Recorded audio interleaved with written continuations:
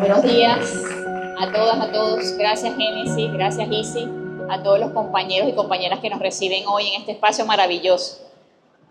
Quizás los que tenemos ya 50 años nos hubiese encantado un espacio para cultivar la juventud, para cultivar las virtudes. Reflexionar lo que somos hoy como humanidad pasa por también reconocer el origen del ser humano, del Homo sapiens, del Neandertal, del Cromañón, y lo que hizo definir la presencia de la vida humana en el planeta. El hombre, la mujer, en sus inicios, lo primero que hizo fue observar el entorno. Con la observación llegaba una información al cerebro. Esto que está aquí, que en mi época le llamamos el güiro, si no tienes güiro, si no le metes güiro a los estudios, no hay futuro. Y en esa experiencia del primer hombre, de la primera mujer, de la humanidad, la observación era la primera herramienta para estar en contacto con el entorno. Por supuesto, las manos y los sentidos. Toda esa expresión sensorial llega a una máquina funcional extraordinaria que aún se está descifrando, que es el cerebro. Han pasado millones de años de la aparición del hombre en la Tierra, y lo que sí estuvo contenido en esa condición de vida del hombre y la mujer era la comunidad, la vida en comunidad. El hombre, la mujer, no es por sí sola un individuo solitario. Su naturaleza es gregaria. Vivir en conjunto, en compañía, amontonados. Yo digo en mi pequeña comuna, con mis hijos, mi suegra, mis padres, mi perro, mis 7 morrocoy, mi mata de aguacate, en mi pequeña comunidad. Y la vida en comunidad tiene elementos fundamentales para la salud, para el desarrollo del individuo en su condición integral, para la convivencia, para el respeto, para la empatía, para el amor. Y así que Gabriela vino a hablarnos del amor, una científica que habla del amor. No, lo que sucede es que somos una cantidad de señales químicas, de genes, de proteínas, que estimulan hormonas, neurotransmisores, y eso condiciona nuestra respuesta, nuestra conducta. Entonces, el hombre, la mujer, es genes, ambiente, igual a fenotipo. Y los que estudiamos el tercer año, biología y genética, el fenotipo, seguramente decíamos blanco, moreno, cabello rizado, ojos azules, pies grandes. Pero esa expresión fenotípica también habla de nuestros valores, de nuestra cultura, de nuestras virtudes, de nuestra conducta. Es decir, que los genes reciben estímulos, presiones, los nutrientes del entorno. Y ese entorno es desde el agroquímico, veneno con el que se siembran algunos cultivos, hasta el cariño, el amor, la lactancia, cuando le damos la teta a nuestros hijos. Ese acto que es biológico de los mamíferos desencadena en nuestra fisiología, en nuestro cuerpo, en nuestra bioquímica, en nuestro cerebro, placer, relajación, oxitocina, paz, en la armonía de sentirse amado y de que la madre cuida a la cría. Entonces, fíjense lo que les vengo hablando. Somos una cantidad de elementos que condicionan, ¿qué?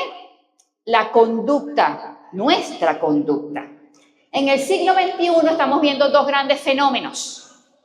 Uno, la obesidad como la enfermedad del siglo XXI y los problemas de la salud mental. Y estos dos elementos que parecieran no tener relación, tienen íntima relación. Son consecuencia del modelo civilizatorio, del modelo económico y social impuesto a los pueblos. Impuesto a los pueblos. Hablo del capitalismo.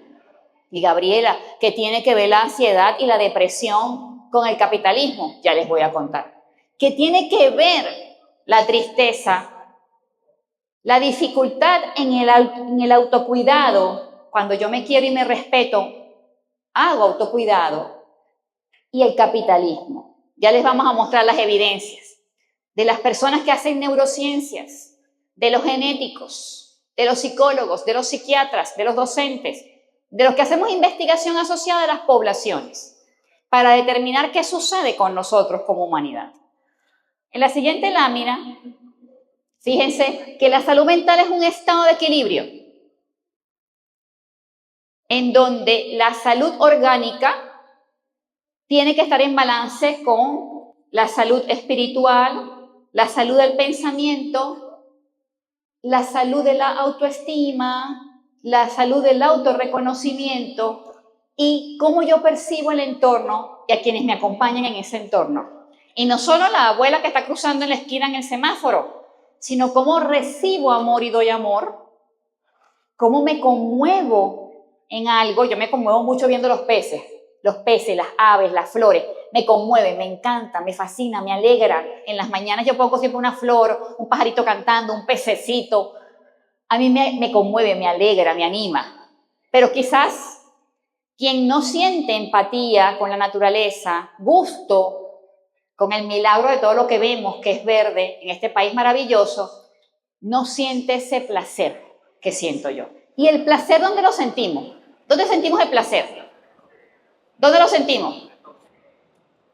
¿Dónde lo sentimos el placer? ¿Dónde?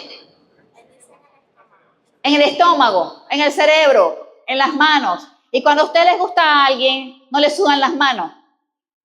Ajá. ¿No sienten el vacío en el estómago? Ajá. ¿No sienten como que vuelan? Ajá. Esa sensación tiene que ver con los neurotransmisores.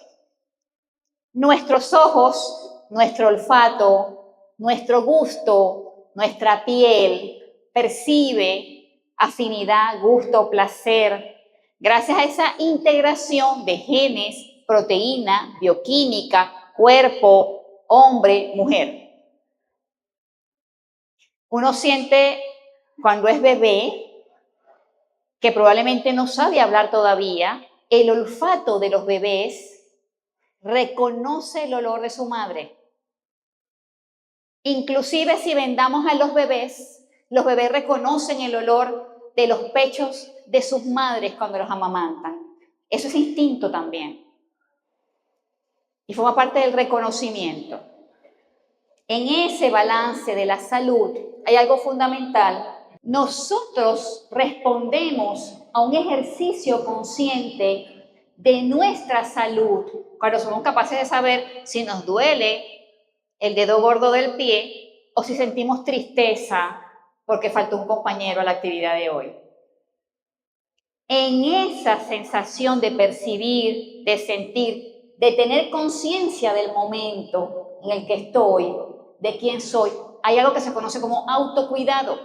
Y el autocuidado responde a un ejercicio en donde nosotros nos reconocemos profundamente como personas y tenemos gustos, virtudes, valores, sueños, pesadillas, problemas como cualquiera, pero sabemos que los problemas podemos reconocerlos, identificarlos, determinarlos, diagnosticarlos y buscarle solución. Y si sobrepasan a mi condición en este momento, acudo al prójimo, al amigo, a la madre, al novio, al vecino, al abuelo, al médico. Esa condición de autocuidado está definida también en el equilibrio de la salud mental. Y es importante que sepamos reconocer qué me hace daño, qué me gusta, qué rechazo. En mis gustos y preferencias, que son elementos muchas veces individuales, pero que en el mundo del siglo XXI se convierten en colectivos. Entonces, en colectivo nos gusta tal cosa, en colectivo rechazamos tal cosa. Pero el ejercicio individual de la conciencia nos hace la reflexión. Hay algo fundamental en la salud que hoy se discute, que es que los jóvenes y las personas en este siglo duermen menos. ¿Por qué dormimos menos? Si la salud tiene que ver también con el autocuidado, y yo les digo que hay un reporte científico en donde nos informan los jóvenes y los adultos que duermen menos. ¿Por qué dormimos menos? Por el estrés. Por el TikTok, por el estrés. ¿Por qué más dormimos menos? TikTok, estrés, ansiedad, trabajo. Ajá. Fíjense que la salud mental, el güiro, el cerebro, se resetea. ¿Saben qué es resetear, no? Ajá. Se resetea cuando duerme. Si nosotros dormimos menos, tenemos menos horas de descanso en el sueño, ¿cómo se resetea el cerebro? ¿Cómo se depura de pensamientos tóxicos? De cosas que ya no importan. Entonces, en el autocuidado, el sueño tiene un valor importante, porque además, durante el sueño, en la siguiente lámina, sucede que se producen una cantidad de cosas, además de soñar. Fíjense, se produce cortisol. Cuando uno duerme poco, el cortisol aumenta 37%. El cortisol está asociado a la hormona que se libera durante el estrés. Un cuerpo fatigado y estresado tiene los niveles de cortisol elevados. Si no duermo, estoy aumentando en un 37% el cortisol. Entonces, para ir a dormir, no tenemos que ir a ver el TikTok. Si el TikTok me genera ansiedad, no me deja conciliar el sueño, me pone triste o me pone eufórico, si yo tengo que ir a la hora de dormir, no debo ver el TikTok. Debo desconectarme de esos medios digitales para prepararme para la hora del sueño. Te estoy hablando de hábitos. Entonces, la salud tiene que ver con hábitos y tiene que ver también con el establecimiento de disciplinas. Me levanto, me cepillo los dientes, me levanto, pido la bendición, me cepillo los dientes. Esos hábitos y esos elementos de disciplina permiten establecer estilos de vida. ¿Ok? La testosterona, si dormimos poco, disminuye un 25%. Recórcholis, muchachos. La testosterona es una de las hormonas más importantes de los caracteres sexuales masculinos. Hay que dormir. Hay que dormir. La hormona del crecimiento. Cuando dormimos muy poco y somos niños y estamos también en el proceso de la adolescencia, disminuyen un 21%. Entonces, la salud mental tiene que ver con las horas de sueño. Ah, interesante. Debo descansar. Mi cerebro debe poder descansar. Mi cerebro está interconectado con mis intestinos. Mi cerebro está interconectado con mi sistema cardíaco. Cuando nos gusta alguien, se nos acelera el corazón. Entonces, fíjense que ya les estoy hablando de que el autocuidado y la salud mental tiene que ver también con nuestros hábitos, con nuestra definición de la personalidad de cada uno de nosotros, con lo que ocurre en nuestros hogares cuando tenemos la disciplina, las horas de estudio, las horas de comer, las horas de deporte, las horas de descanso, las horas de echar vaina con los amigos. Eso tiene, vamos a decir así, un horario. Y el sueño debe ser entre las actividades principales que debemos cuidar, el sueño. Además de esos hábitos, para tener una sana salud mental, requerimos alimentarnos. ¿Cuántos de ustedes les encanta un perro caliente, una hamburguesa, 5 refrescos al día. Levanten la mano que yo dejé de tomar refresco hace 3 años. Ajá, ahí hay unos que me están como engañando. Ajá, fíjense, esos alimentos que no son los alimentos de la década pasada, que son alimentos que están ultraprocesados, tienen más aditivos químicos y más conservantes y más azúcar añadido artificialmente. Es diferente comerse una fruta, un cambur, a comerse un jugo o un refresco con un agua saborizada con esencia de cambur. ¿Me voy a entender? Porque el azúcar añadida, que es artificial, juega con algo que es nuestra microbiota. La microbiota está en todas nuestras cavidades, en la boca, en la nariz, en la vagina, en el ano, en el intestino, en los oídos. La microbiota es una parranda de bacterias, de levaduras, de microorganismos que coexisten con nosotros. Nosotros somos su ecosistema.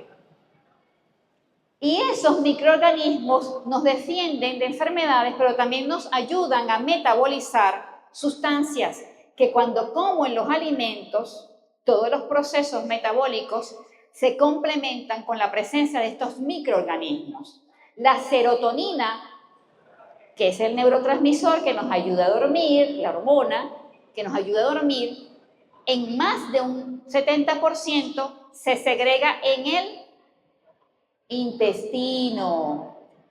Si la microbiota está alterada, porque yo vivo con una parranda de hamburguesas y perros calientes y refrescos, la microbiota no va a cumplir la función fundamental para que mis hormonas, para que mis neurotransmisores, para que mis nutrientes puedan ser absorbidos. Las personas que sufren de ansiedad y depresión tienen microbiota alterada. Es decir, que hay un condicionamiento, una relación entre la microbiota intestinal y la salud mental. Entonces, autocuidado, familia, hábitos, horas de sueño y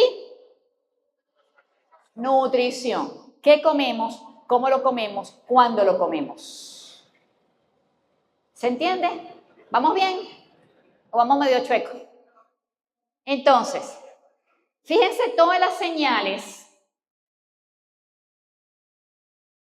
Hay más de 2 billones de bichos que están en nuestro intestino. Todas esas bacterias son múltiples, dan señales químicas a nuestro cerebro. Es decir, que el intestino es el segundo cerebro de nuestro organismo por el número de conexiones nerviosas que tiene. Si los alimentos ultraprocesados alteran la microbiota, los alimentos ultraprocesados tienen relación con los cuadros de ansiedad, que son una de las enfermedades del siglo XXI. Comemos menos sano, tenemos el güiro más enfermo. Siguiente lámina. Entonces, el 90% de la serotonina es generada por la microbiota, se absorbe en el intestino y nos permite conciliar el sueño. La ansiedad y la depresión tienen diferentes orígenes, pero los ultraprocesados, los alimentos ultraprocesados son un condicionante. Entonces, importante con la alimentación. ¿Qué es un ultraprocesado? Una salchicha. Un chocolate que es 20% cacao, 50% azúcar y lo demás esencia de cualquier cosa.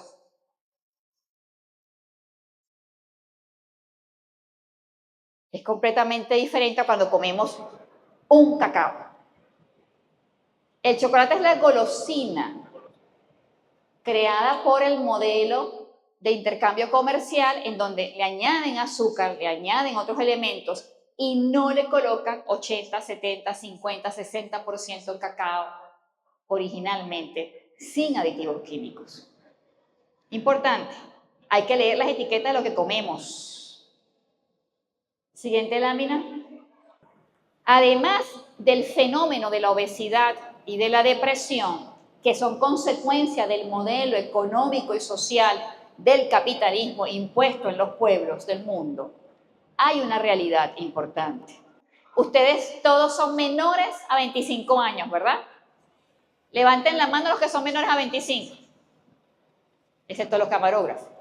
Ajá. Perfecto. Ajá. Menor a 50 soy yo. ¿Qué sucede? ¿Ustedes son nativos digitales? Todos ustedes son nativos digitales. Cuando ustedes nacieron ya existía Internet. Es una era, es un tiempo generacional. Y la era digital y la generación digital establece estilos de vida, relación, gustos, preferencias, comunicación por medios digitales. Y puede estar usted al lado de la persona y es capaz que le mande un mensaje de WhatsApp y no que le agarre el brazo.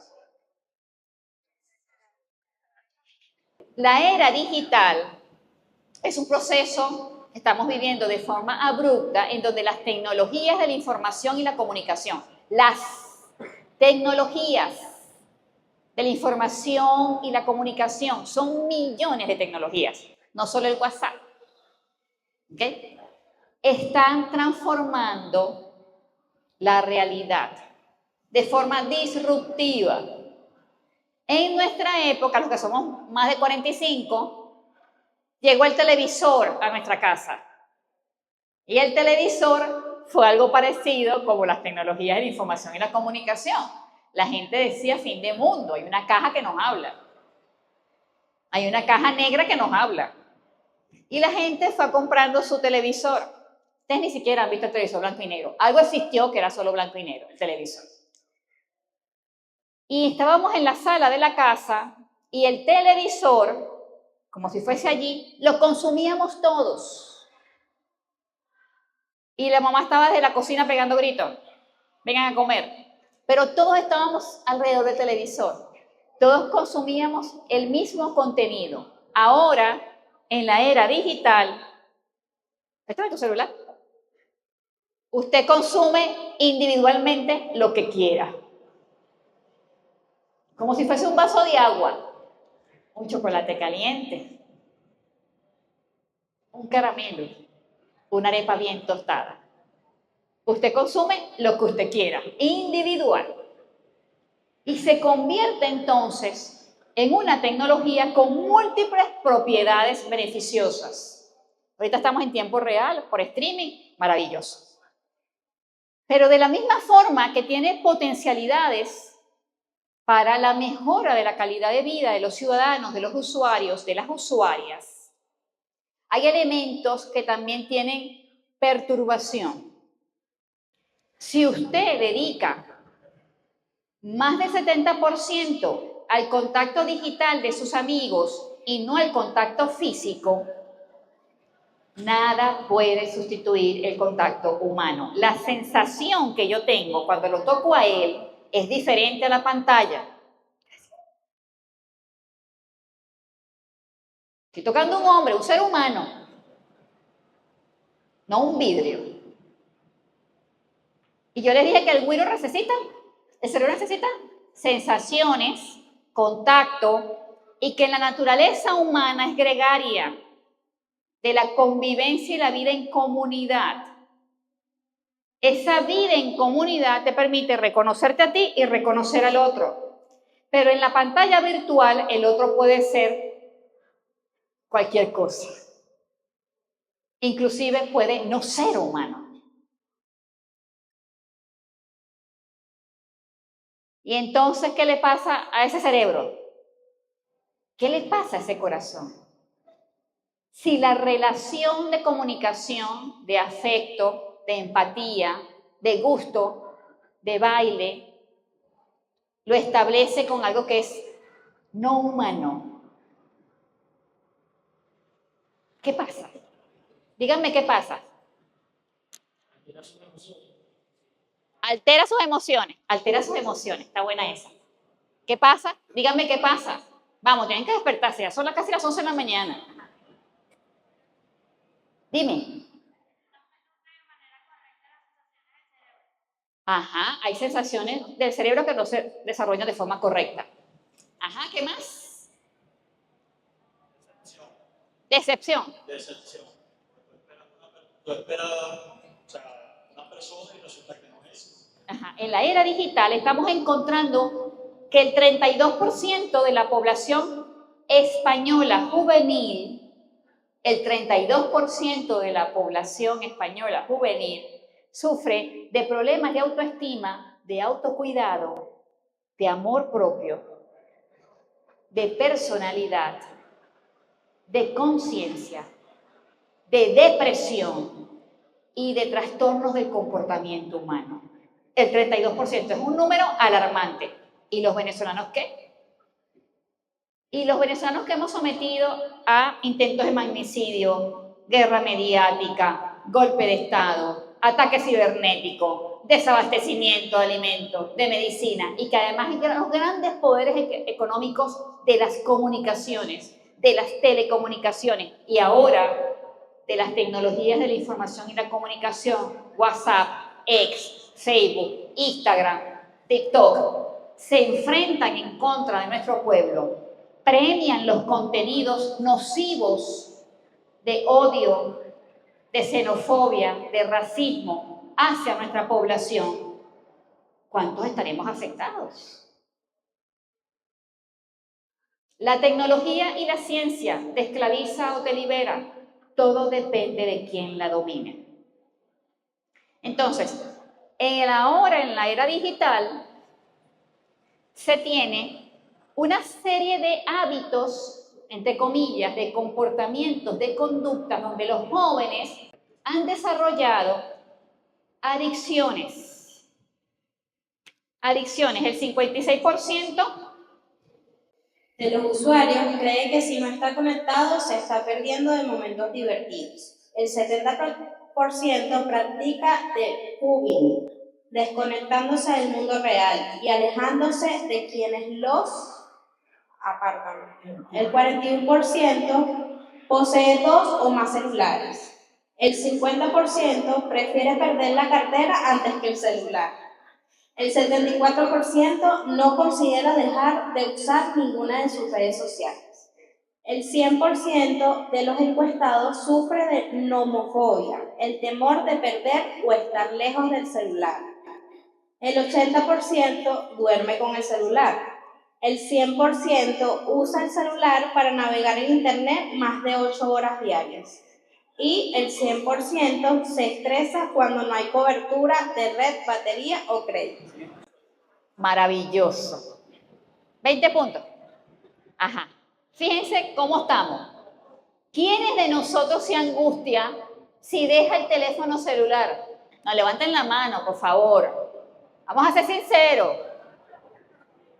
A mí no me van a meter cuento. Yo tengo 3 chamos, 18, 10, 5, un esposo. Vivo interconectada con ustedes. Yo prefiero dejar la cartera que el teléfono celular. Ahí está.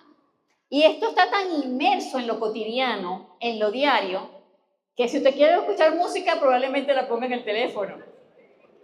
Y la consumes tú. Tan sabroso que es compartir una canción con alguien que te gusta. Ah, no, la consumes usted solito, pues. Entonces, fíjense, ¿cuántos de ustedes ponen el teléfono celular para dormir cerca de la almohada o en la mesita de noche? Levanten la mano, no me vengan a cuentear. Ajá. En la almohada no, yo en la almohada no. Yo la pongo en la mesa de noche al lado, hago así. Ajá. Ajá. ¿Cuántos de ustedes, porque eso no lo dice la encuesta, cuántos de ustedes cuando se despiertan, lo primero que hacen es ver el teléfono? Ay, no, pero ustedes como que me adivinan. Ustedes como que me adivinan a mí. ¿Ah? Fíjense que está tan arraigado en nosotros que hemos naturalizado el teléfono celular en nuestra vida para todo. ¿Y cuántos se lo llevan cerca del baño? O cuando van a hacer pipí y lo otro, el 2, ajá. Pero fíjense que no somos nosotros nada más, es el mundo que se comporta así. El 62,5% de la población mundial usa redes sociales. Este problema es grande. Somos millones. Y el 94% de la población está interconectada por Internet. Es decir, que una noticia, un contenido nocivo, puede llegar a escala planetaria en la interconexión. Eso están haciendo con nuestro país. Están generando contenidos nefastos, negativos sobre nuestro país a escala planetaria.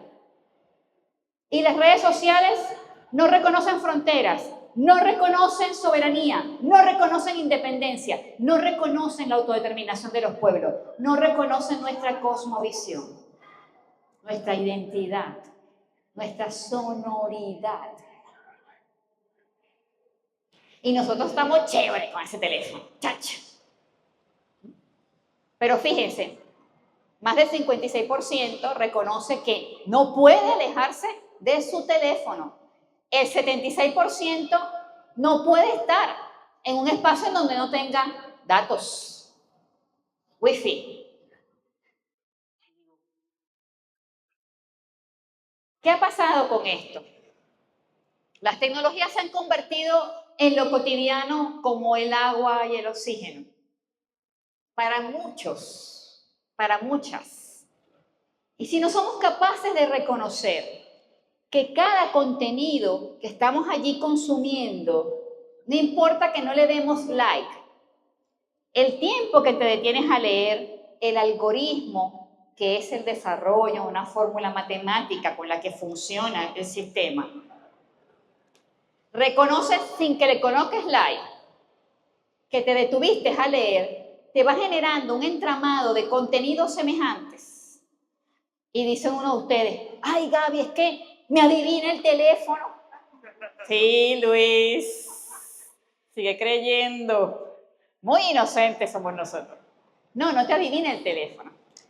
Es que aunque no le coloques like, donde te detienes a leer, sabes que hay un punto de atención.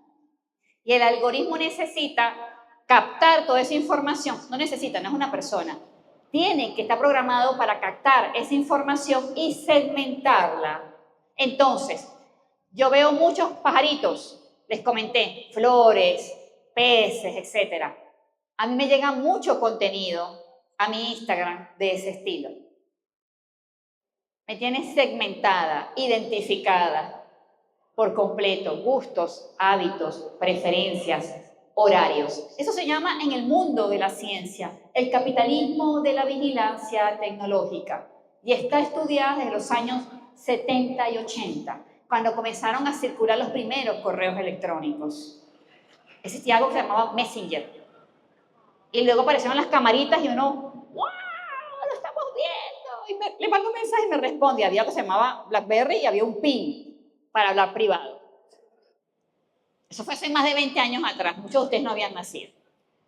El capitalismo de la vigilancia tecnológica necesita información de cada uno de ustedes, información nuestra, información de todos, porque genera marketing, estrategias de mercadeo, ventas, consumo, moda, genera influencer. No todos los influencers son liderazgos espontáneos, autónomos, como era el comandante Hugo Chávez. Un liderazgo innato, de que quien caminaba junto al comandante Chávez sentía como una corriente en su hablar, en su verbo, en su expresión. Hay redes y hay elementos tecnológicos que comienzan a generar atributos a ciertos individuos, mujeres o hombres, para hacerlos influencers, porque con ellos manipulan poblaciones para comercializar productos, para promover guerras, para hacer que sus seguidores construyan algo en contra de alguien, para que compren una marca. Ustedes lo ven en el fútbol. ¿Cuántos jugadores de fútbol no salen vestidos como una marca? ¿Cuántos niños y niñas no quieren esa misma franela de esa marca porque lo tiene el jugador tal? Bueno, esto está sofisticado y aumentado 1000% con las tecnologías de la información y la comunicación. Sabemos que consumes, que te gusta, cuando te gusta, e inclusive, ¿cuántos de ustedes han agarrado un Ridery? Listo, ajá. Allá nadie levanta la mano, seguro que hay unos cuantos. Ajá. Bueno, eso es un software, ¿verdad? Ahí se sabe por qué vías circulan, placa, cédula, datos de la persona. ¿Y a dónde quedan los datos de ustedes? ¿A dónde quedan los datos que ustedes colocan en el Instagram?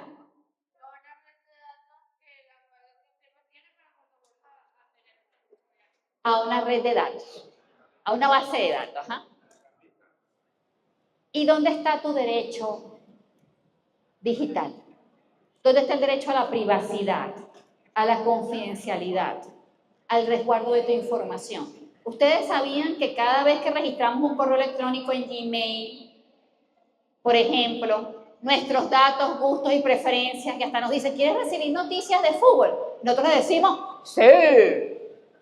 ¿Te gusta el Sky Surf? Sí. ¿Te gusta el dominó? Yo pongo sí, me encanta el dominó. Para llegarte con esas noticias. Todo eso va y se comercializa con 3 empresas del mundo.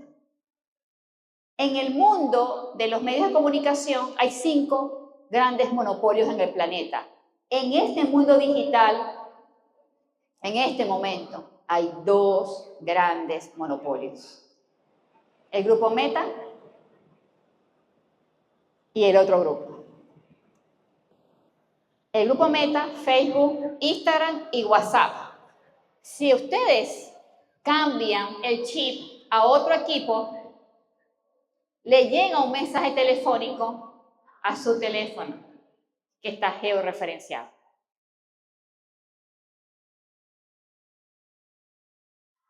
La vigilancia del capitalismo tecnológico existe porque no es solo tener acceso a la información, es poder usarla, lo que les da poder a los grandes hegemones tecnológicos del capitalismo. Y eso les permite dominar pueblos, promover insurrecciones, hacer golpes de Estado y generar matrices en medios de comunicación que cuando ustedes están consumiendo en este dispositivo maravilloso y diabólico a veces, voy generando en sus usuarios, en quien lo consume, que está una subjetividad, una predisposición. Inclusive, las personas logran desdibujar la realidad concreta por una realidad virtual. Y es lo que está en las redes, lo que las personas entienden, entre comillas, que es la verdad. El 62% de nuestra población reconoce que en WhatsApp mucha de la información que recibe es falsa. ¿Qué tal? ¿Cuántos de ustedes están usando WhatsApp todavía? Levanten la mano, por favor, no me vengan con cuentos. Ajá. El 60% de nuestra población reconoce que ha recibido mensajes de odio, de violencia por las redes sociales.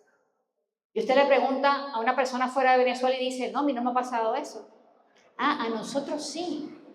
Porque están haciendo con las redes sociales juegos psicológicos, uno llama laboratorios psicológicos, para afectar la salud mental de nuestros ciudadanos, de nuestra juventud.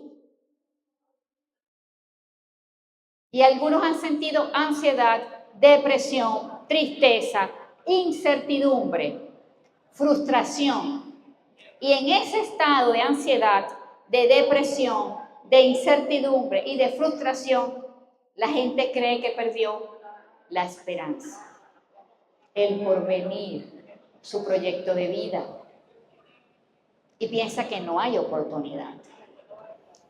Entonces, la salud mental es en este momento, uno de los elementos más importantes de la salud de nuestro pueblo, de nuestras comunidades, de nuestras mujeres, de nuestros compañeros. Porque estamos siendo bombardeados minuto a minuto para que consumamos contenidos digitales que manipulen nuestra mente.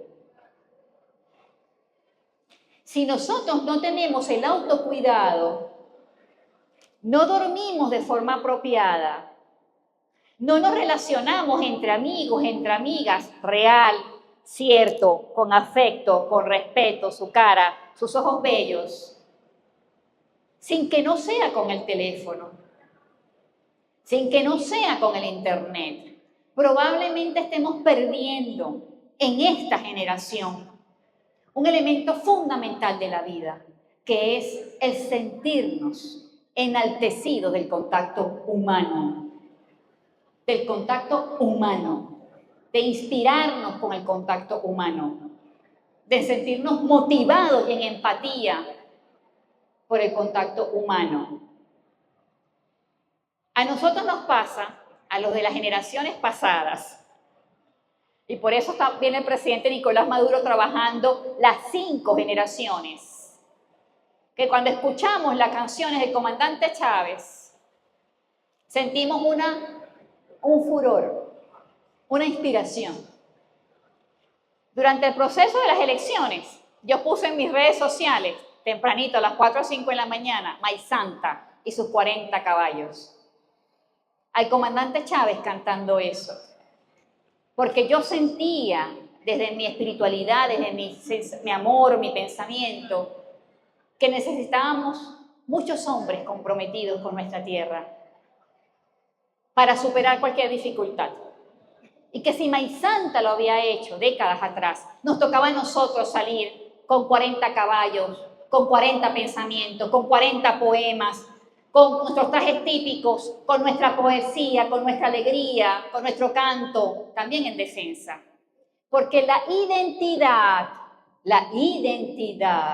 tiene que ver también con nuestra autoestima, con nuestro reconocimiento como venezolanas y venezolanos, con nuestro proyecto de vida, quiénes somos, a dónde vamos, qué queremos ser, qué soñamos. La guerra comunicacional hacia nuestra juventud y nuestro pueblo es para que no tengamos proyectos de vida. Es para que no dibujemos nuestro porvenir. Es para que no nos sentamos capaces, hábiles, dotados, inteligentes, queridos y extraordinarios para desarrollar nuestros proyectos. Las redes sociales en Venezuela han estado manipuladas para robarles a ustedes sus sueños. Y es muy importante esto, porque lo que estamos viendo de ansiedad, de depresión, de frustración e incertidumbre es porque mis amigos, el teléfono, no me siento aceptado o vinculado con esto, con lo que está en la vida virtual. A nosotros nos toca vivir la vida real. Tenemos que enamorarnos, tenemos que besar a alguien, tenemos que en algún momento tener una lágrima. No podemos vivir vidas virtuales. Porque es la experiencia y el acto de la conciencia lo que nos hace crecer también, redefinir nuestros objetivos de vida. Es la convivencia familiar lo que siembra en nosotros desde pequeños hábitos, valores, respeto, amor, solidaridad. Es el entramado de amigos en el entorno que nos dicen, Gaby, raspaste física 1, no importa, tú puedes en el segundo semestre. Y en el segundo semestre, va encima.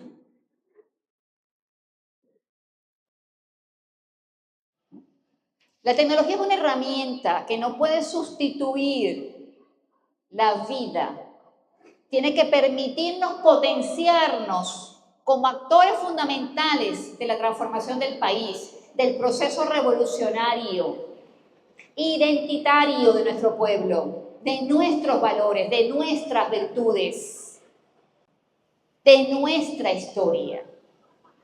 Tenemos que llenar las redes de contenidos nuestros y no consumir contenidos del enemigo. Contenidos nuestros en donde los venezolanos y las venezolanas están logrando cosas extraordinarias. La medalla de oro paralímpica hace 24 horas. Nuestros pintores, nuestros artistas, nuestros docentes, nuestros niños de la robótica. Nuestros jóvenes preparando el elixir de los dioses, el cacao fino de aroma de Venezuela, el mejor cacao del planeta. Nuestros paisajes, nuestra biodiversidad, nuestra gesta heroica.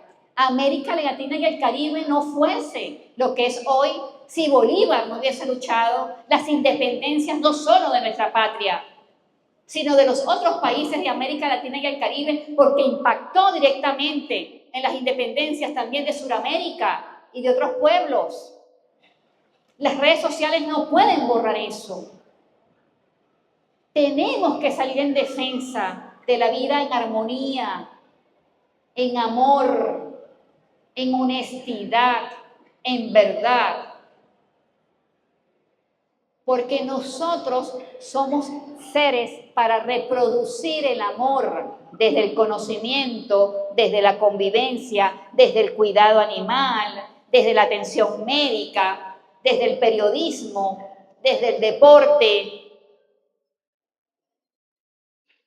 La construcción de una vida en comunidad tiene mayores desafíos que la vida individual. Porque la vida en comunidad tengo que reconocer y respetar al que piensa diferente a mí. Y es una oportunidad de aprender y es una oportunidad de crecer también. La vida en comunidad es lo que tenemos que premiar ante la dificultad, cualquier dificultad que se nos presente. Es importante que regulen el uso de los teléfonos. Horas para su uso y horas en las que no lo van a tener que tomar. Dormir sin el teléfono, déjenlo en el armario, a 3 metros de la cama y no bajo la almohada. Inténtenlo hoy. Venezuela vivió el 28 de julio el golpe cibernético sin precedentes de la humanidad humana. Enlentecieron la transmisión de nuestra transmisión de datos del CNE. Pero además vivimos 30 millones de ataques por minuto. Todo desde las tecnologías de la información y la comunicación. Todo desde el Internet. Porque conocían nuestras plataformas tecnológicas. Porque conocían los portales que más usamos. El CENIAT, la página de CanTV, la página del Banco Venezuela, la página de Patria. ¿Y para qué querían atacar la página de Patria? Para que los 31 millones de venezolanos no reciban los bonos. Que la gestión del gobierno bolivariano liderizado por el presidente Nicolás distribuye para favorecer el ingreso familiar, entendiendo que vivimos 930 sanciones y que los ingresos de la República están afectados. ¿Para qué atacar el CLAP? Para que no recibamos las bolsas, que violentamos un derecho fundamental. Si nos quitan las bolsas del CLAP, nos afectan un derecho fundamental que es la alimentación de nuestras niñas, niños y abuelos. ¿Por qué atacar la plataforma del CNE? Para generar incertidumbre, para que no se colocase el resultado de nuestra elección, donde el presidente Nicolás Maduro fue reelecto por la mayoría del pueblo en paz. Y que ese silencio, esa incertidumbre generara malestar, frustración, y por las redes sociales ya estaba construido todo un guión para que algunos salieran a protestar y a promover la violencia.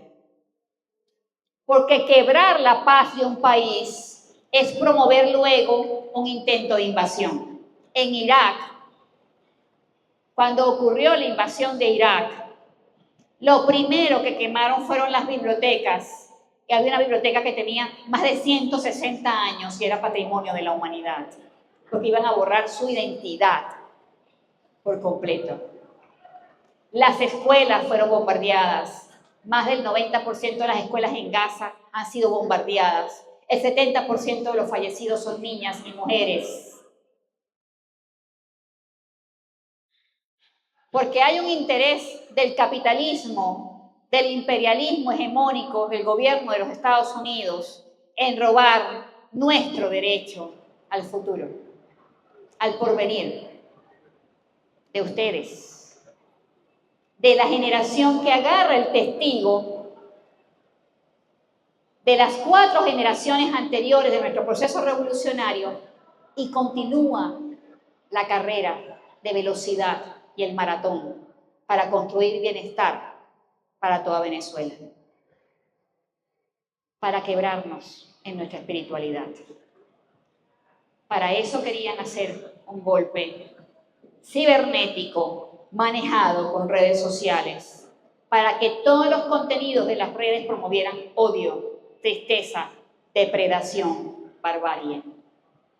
Y eso dicho 1000 veces, millones de veces, en el 62,5% de la población mundial que usa redes sociales, se convierte en una realidad virtual planetaria. ¿Me di a entender? Para manejar la subjetividad, la cosmovisión, el pensamiento de las personas y que exista una predisposición negativa hacia nuestro pueblo. ¿Ahora entienden cómo juegan con nuestra mente? ¿Lo estamos entendiendo? Maravilloso. De los ciberataques que recibimos, la más abundante fue denegación de servicio y robo de información.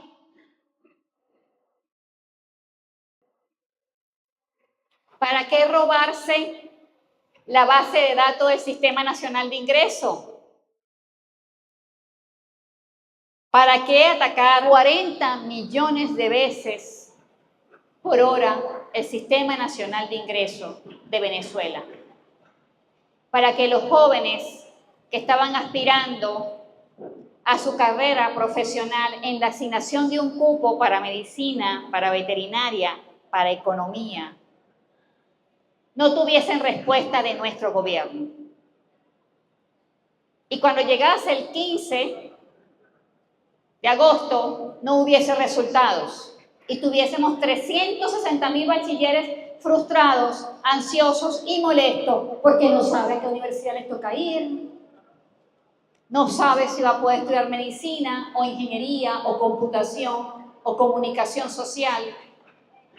Y con ellos, en esa tristeza, sus familias, y hablamos de 2 millones por lo menos de venezolanas y venezolanos cuando hacemos una proyección.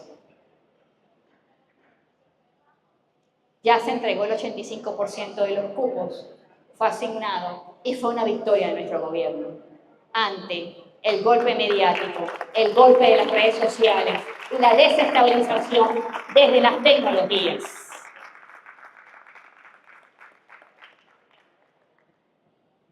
Tenemos que construir ecosistemas para la paz.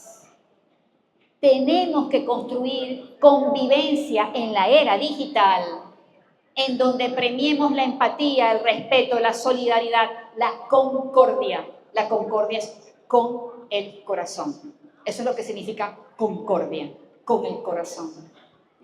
Yo vine así por esto, a propósito, con el corazón.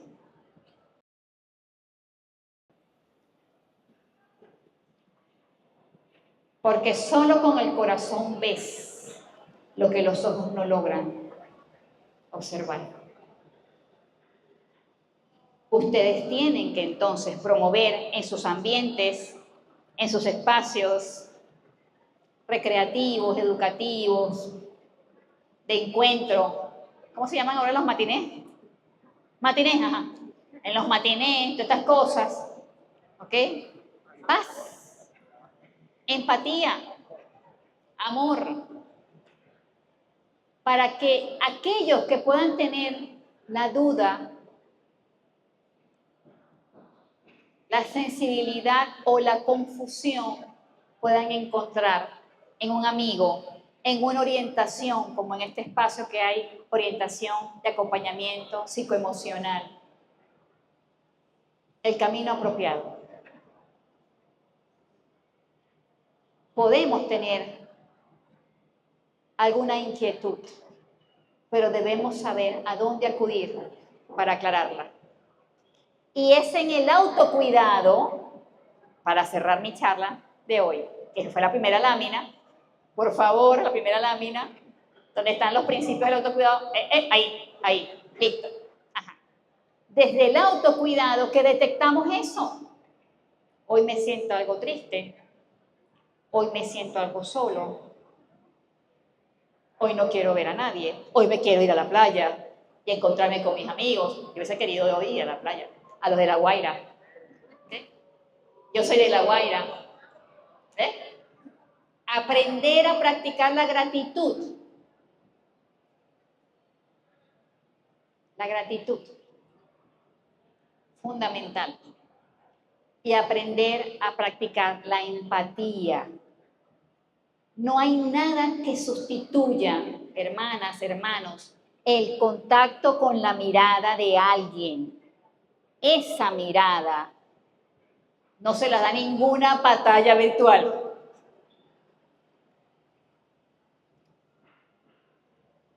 Ese contacto visual, cuando vemos a los ojos de alguien, no lo sustituye ninguna herramienta tecnológica. Tenemos que rescatar y mantener y defender la paz y la empatía de nuestro pueblo. Siempre, siempre. Aunque tú pienses diferente, aunque yo piense diferente, Venezuela, hay espacio para todos. En el respeto, en la concordia, con el corazón. Si no somos capaces de hacer eso, por supuesto que no vamos a tener ninguno de los principios de la salud mental. Porque vamos a estar disociados. Y ya les expliqué lo que está pasando en España. Y ya les expliqué más o menos parecido con el nazismo que está renaciendo nuevamente en Europa, ¿sí? Y el fascismo, que es una expresión promovida por la derecha opositora venezolana. Entonces, para nosotros, nada sustituye el contacto humano. Ese es el mejor vínculo para garantizar también la salud mental, la convivencia junto al prójimo, junto a los compañeros, junto a los amigos, cultivar la amistad. No hay nada más sabroso que tener amigos y amigas. Esa es la invitación del día de hoy. El respeto. Ustedes que son la quinta generación, tienen que tener el testigo arriba y agarrar ese testigo con una carrera de velocidad. Y si alguien se cansa, que esté el compañero al lado, para llegar a la meta, juntos, con felicidad, con bienestar, por el pueblo de Venezuela. ¡Feliz día! Gracias por estar acá acompañándonos el día de hoy. Siempre es grato poder escucharle y aprender de usted. Gracias. Tomando en cuenta toda esta ponencia magistral que usted ha hecho con nosotros en la mañana de hoy, ¿qué rol juega la familia, el entorno familiar en el desarrollo de los trastornos mentales en la juventud?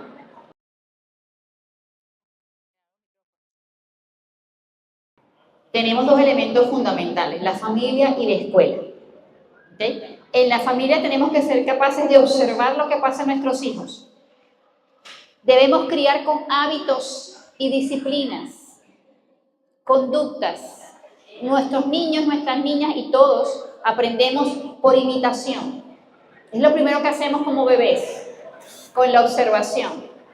Entonces, premiar los buenos hábitos, la conducta, Y en las madres y padres que tenemos hijos adolescentes, observar qué contenidos consumen, cómo se está comportando el círculo de amigos, invitarlos a que compartan en la casa, acercarnos a ellos, no para imponer nuestro modelo generacional, sino para disfrutar del modelo generacional de ustedes. Hay unos códigos generacionales, hay una jerga, hay un vocabulario, hay unos gustos, hay una moda, hay una preferencia, hay una música. Tenemos que estar ojo avisor de las necesidades de nuestros jóvenes, de lo que los perturba, de lo que los pone tristes. Yo tengo una hija de 18 años y me decía, ahora con la viruela símica nos va a tocar igual que la COVID. Vamos a volver a estar encerrados, mamá. Y le dije, no nos toca igual estar encerrados. La viruela símica es una enfermedad olvidada de África.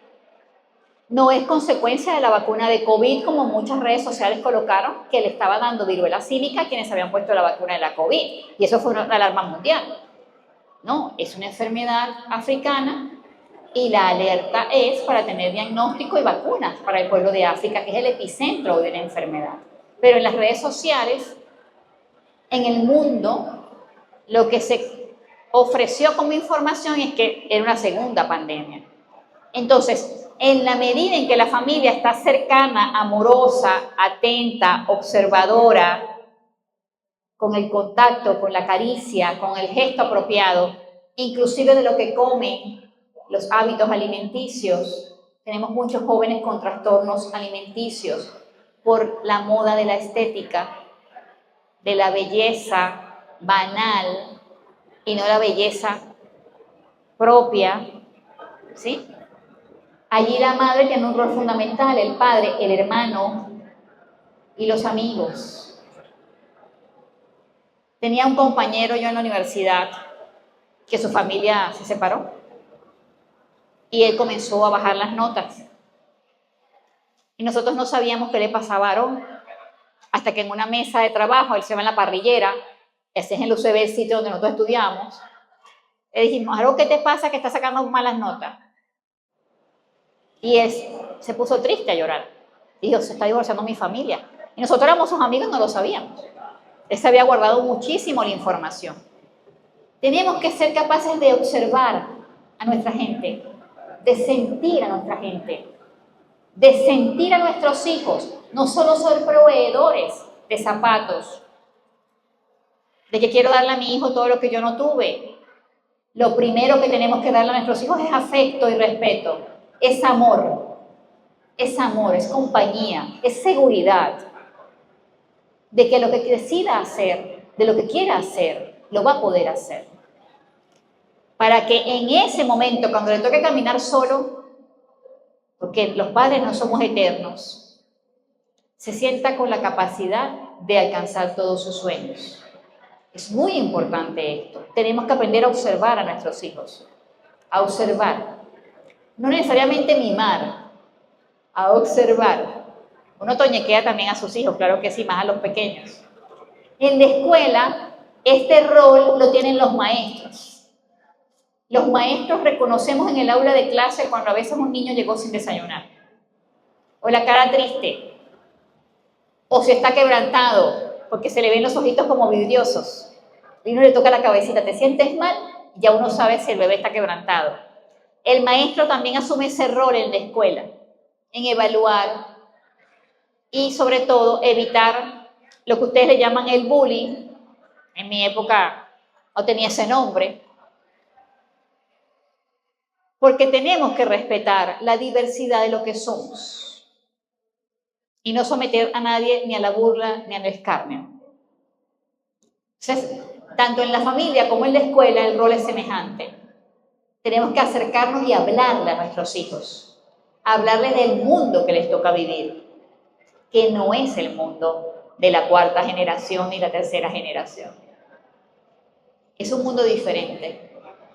Es un mundo en donde las tecnologías, por supuesto, tienen que convertirse en un epicentro para que nosotros seamos capaces de desarrollar tecnologías también, para el disfrute, para el placer, para la productividad, para la mejor convivencia del pueblo. para los mejores servicios públicos del país. Hay que estimular a los niños en la casa, hay que estimular a la juventud a que sueñen, a que se propongan proyectos, ayudarlos y acompañarlos a que los logren. Porque sin motivación nadie se despierta en la mañana. Nadie se quita la cobija y se anima a ver por la ventana. Buenos días. Buenos días. ¿Cómo está? Siempre es grato escucharlo. Gracias. Gracias por venir a la Casa de los Sueños de la Juventud. Bueno, mi pregunta va más, ¿cómo es posible generar una cultura de comprensión a la salud mental dentro de las instituciones educativas? Tanto las escuelas, los liceos como las universidades.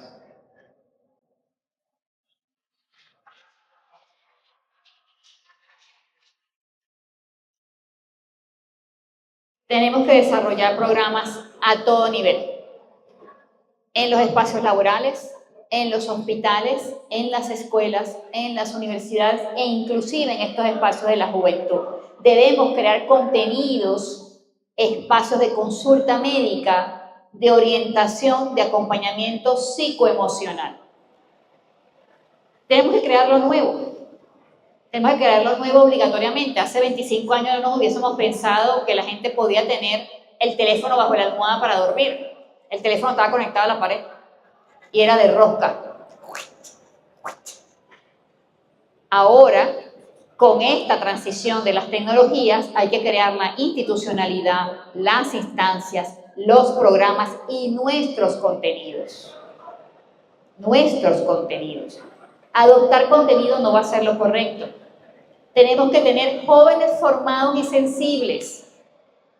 Ustedes deben tener un batallón, un grupo de liderazgo en psicoemocional, en atención psicoemocional, para que ustedes hablen con sus iguales,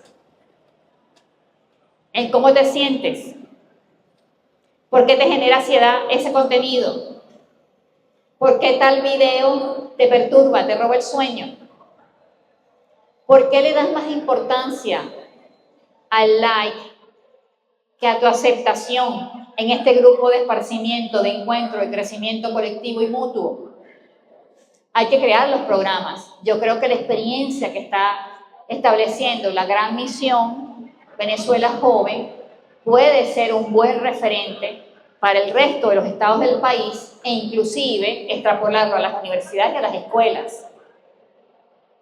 Y que puede estar orientado desde los jóvenes para los jóvenes. Pues este es un mundo digital que viven ustedes con mucho frenesí. Tiene códigos generacionales también. Si lo habla Gabriela, a lo mejor no me entienden, pero si lo habla a lo mejor Joyce, María, Andreina, se entienden mejor entre ustedes. Entonces creo que hay que crear contenidos apropiados para la formación, contenidos para el diagnóstico. Ya el instrumento que les dejé tiene el diagnóstico. Usted duerme con el teléfono, usted se baña con el teléfono, usted le da ansiedad si deja el teléfono y no la cartera. Entonces ya uno va haciendo como que te lo tengo. Y en ese diagnóstico decir, mira, tienes una adicción a las redes. Y hay que tener un acto de conciencia, una introspección. Creo que nos toca construir lo nuevo en esta materia. Y debe ser un programa transversal para todos los espacios de la juventud y del adulto contemporáneo. Los adultos mayores no tienen tanto problema con esto, pero el adulto y el adulto contemporáneo y la juventud muchísimo. El 32% de la juventud en Europa tiene esta situación. Es una cifra alarmante. Se están creando nuevos institutos en el mundo. Venezuela debe crear también sus programas. Es parte de la tarea que el presidente Nicolás Maduro nos solicitó en el Ministerio de Salud, en el Ministerio de Ciencia, en el Ministerio de Educación, construir recomendaciones para el establecimiento de programas que permitan orientar el uso de las tecnologías de la información y la comunicación, no solo las redes sociales, porque también tenemos la adicción a los videojuegos. ¿Sí? Entonces, hay una serie de considerandos que hay que incluir en este programa. Y yo creo que ustedes tienen que construir contenidos propios. no consumir contenidos del enemigo. Creo que hay que trabajar en eso. Gracias. Sí, bueno, saludos para todos. Muchas por usted, ministra, gracias por estar aquí acompañándonos y enseñándonos. Mi pregunta puntualmente era alrededor de algo que usted decía, son las redes sociales las responsables de alterar o generar este impacto en nuestro cerebro, en estos neurotransmisores. Entonces, ¿qué actividades pueden ser alternativas para nosotros ofrecerles a la juventud sin parecer un ermitaño que estamos diciendo aparte de los teléfonos? Que podemos plantearles que sean más saludables, pero no sacarlo totalmente de esa vida. Está muy bueno, está muy bueno.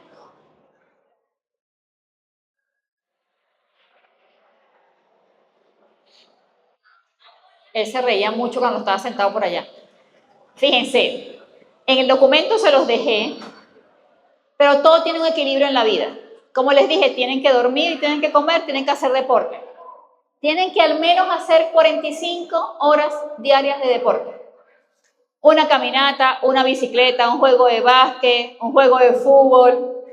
En mi época se jugaba también béisbol. Tienen que tener alguna actividad deportiva que los estimule, que los anime, bailoterapia, etc. Tienen que tener el deporte, porque además en el deporte la actividad de hacer el sincronismo, la sincronía de los movimientos ayuda también al desarrollo del cerebro. ¿Okay? Los lóbulos cerebrales hacen una cantidad de procesos químicos gracias al ejercicio deportivo. El músculo, la musculatura, responde al estímulo deportivo y es antienvejecimiento. Entonces, el deporte tiene muchísimos atributos, además de la salud mental. La conexión en la actividad deportiva con el espacio visual, si lo hacen al aire libre, mejor. Los espacios verdes con vegetación repercuten en la salud mental y en la salud física de las personas. Entonces, es fundamental que practiquen un deporte. Es fundamental que tengan un hobby. Pintura, escritura, fotografía, reciclaje. En mi época se cazaban mariposas, imagínense. Pero submarinismo, salir a hacer una actividad con los compañeros, poesía, leer un libro. El problema que tenemos también con las redes sociales y con la era digital es que la atención y la capacidad de enfocarse ha disminuido en los jóvenes por la inmediatez. Leo muchas noticias muy cortas, de 30 palabras, y no logro retener ni profundizar la información. Y eso afecta luego el desarrollo del conocimiento y de la inteligencia. Entonces ustedes tienen que poder coordinar las actividades digitales con las actividades que no son digitales. También deben escribir. Cuando se escribe, cuando se lee en voz alta, el cerebro también tiene un ejercicio mental. Y es importante. En nuestros niños pequeños, la actividad motora y la lectura en voz alta permite el desarrollo cerebral. Cuando uno hace el análisis de la sinapsis, de la cantidad de neuronas que se interconectan en estas actividades, son mayores y diferentes a las sinapsis que ocurren con la observación de la pantalla. El lóbulo frontal del cerebro es donde ocurre la retención, el conocimiento, se promueve la creatividad, la inventiva, la inteligencia. Si no se estimula el lóbulo frontal del cerebro con estas actividades y solo con la observación digital, no vamos a poder desarrollar inteligencia ni conocimiento. Ustedes tienen que pintar, ustedes tienen que cantar, ustedes tienen que bailar. Bailar es buenísimo, yo no bailo, pero bailar es buenísimo. Bailar es buenísimo como actividad aeróbica, es buenísimo. Y además les tiene que recibir de esparcimiento, ustedes tienen que sentir gusto en esta actividad que realizan. Generalmente los atletas, los ciclistas, sienten una descarga de adrenalina agradable en su actividad deportiva. Y por eso les pide el cuerpo hacer más, la continuidad de la actividad. ¿Okay? ¿Qué está pasando con la era digital? Somos sedentarios, más sentados, más sedentarios, más rechonchitos, más así, más encorvados, y ya existen una serie de enfermedades de cervical, túnel metacarpiano, etcétera, del hábito digital. Nuestra naturaleza fue ser nómada, no ser sedentarios. Solo el libro y la escritura te permite volver a la vida nómada cuando pones a la mente a pensar y a crear en la escritura y en la lectura. Entonces, hay que leer, hay que hacer muchísimo ejercicio, hay que balancear la nutrición, hay que dormir. El güiro tiene que descansar. El cerebro tiene que poder desintoxicarse todas las noches en las horas de sueño. Eliminar la información basura. Ustedes tienen que salir en parranda, en amigos, en amistades, en grupos. A mí me encantaba hasta hace mucho, acampar. Como científica, ir a la observación de la naturaleza. Pinto, también pinto. Entonces, ustedes tienen que cultivar todo lo que puedan, aquellos espacios extraordinarios para las telecomunicaciones, para la robótica. La robótica tiene que ver con el pensamiento lógico, con la programación, con el desarrollo del software libre, que es ciencia abierta para un pueblo libre, con la soberanía. Luego, cuando comienzan a armar los robots o los dispositivos, hay actividades mecánicas y motoras. Ustedes tienen aquí para pintar, para tocar instrumentos musicales. La música es una terapia fundamental para superar la ansiedad y la depresión. La música permite evocar recuerdos. Si yo a todos les dijera ahorita es hora de dormir, cierren los ojitos. Y les pregunto sin que abran los ojos, ¿qué es lo primero que ustedes perciben cuando se levantan? Díganme qué es. Mucha gente me dice el olor a café de mi casa, el olor a café de mi madre. Evoca con el aroma un recuerdo. Ustedes tienen que hacer actividades que demanden el ejercicio físico y mental, no digital. Sí, Gabriela, voy a hacer, meterme en el videojuego tal. No, no es ese. Es en la calle, en la cancha, en el salón de clase, en el mar, en el campo. ¿Ok? Menos sedentarios y más activos. Más caminando. ¿Ok? Como en las guerras convencionales, en donde uno ve los tanques, ve la muerte, como en el bombardeo de Gaza, eso que es un genocidio y que es una crisis social y humanitaria de un modelo civilizatorio que fracasó, que es el del capitalismo. ¿Ok? La pérdida de vidas, la consecuencia de las enfermedades mentales, de la ansiedad, la depresión y la frustración, de que la juventud sienta que no hay futuro, se convierte en una crisis social. Superar eso es formarnos, como están formando ustedes en este espacio propicio para el debate, para la reflexión, para escuchar, para leer las referencias que existen, para contrastar ideas, para interpretar la realidad. Nuestra Constitución establece el derecho a la educación como un derecho fundamental, pero nosotros hoy nos jugamos el derecho a comprender, porque todos ustedes ya fueron a la escuela. Ya muchos de ustedes están en la universidad. Lo que nos jugamos hoy es el derecho a comprender, el derecho a vivir bajo nuestra identidad. Y se convierte en una crisis social y política en el mundo querer dominar a Venezuela. Porque es un pueblo que ha marcado en los últimos 300 años la historia de la humanidad. Bolívar fue el hombre más influyente del siglo XIX.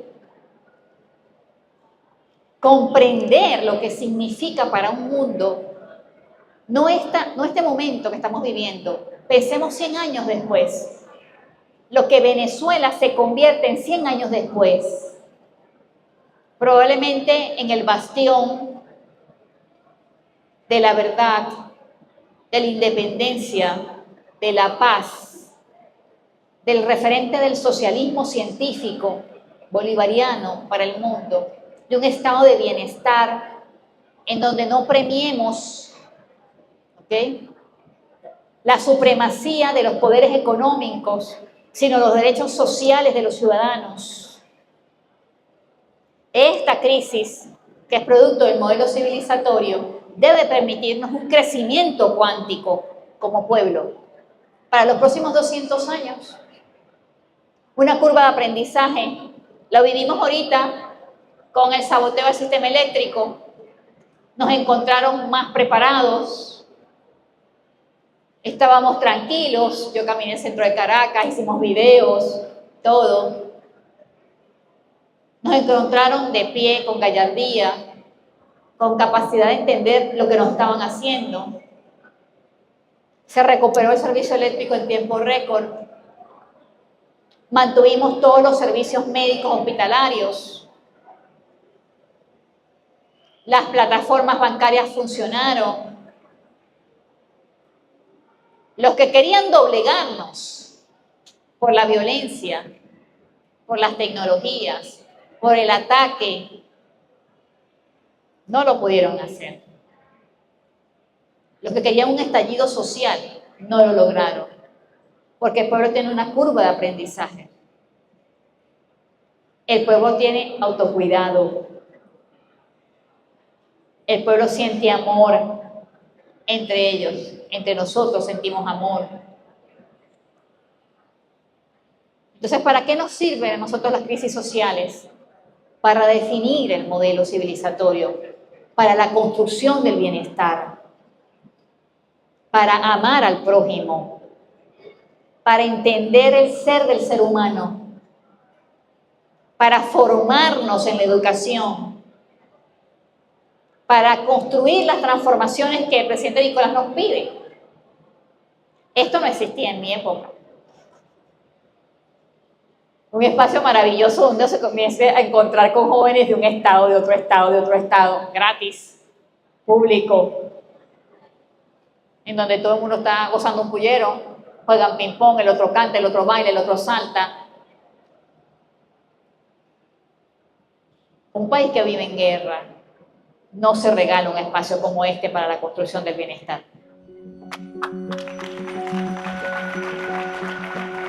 Debe haber uno por cada estado del país, por lo menos,